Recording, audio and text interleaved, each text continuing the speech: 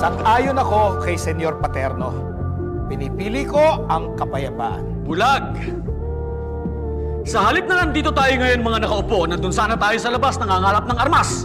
Humuhukay ng trinsyera, tinuturuan ng ating mga kababayan para lumaban. Huwag kayong maniwala sa matatamis na salita ng mga Amerikano! Walang puwang ang bulag sa gabinete na ito! Ano ang aming mga negosyo? Kapag nakapaglaban kami, babagsak ang ekonomiya. Paano namin mapapakain ang aming mga pamilya? Negosyo o kalayaan, bayan o sarili, pumili ka! Lahat tayo may interes. Tao lang tayo. Ay! Paano ninyo nasisikmurang pag-usapan ng negosyo kung mga alipin tayo sa sarili nating bayan? Minamahal ko rin ang ating bayan. Hindi, hadas!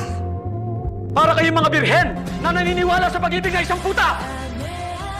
Kung magiging isang bansa man tayo, kailangan natin ng isang radikal na pagbabago. Mga kapatid, mayroon tayong mas malaking kaaway kaysa mga Amerikano. Ang ating sarili.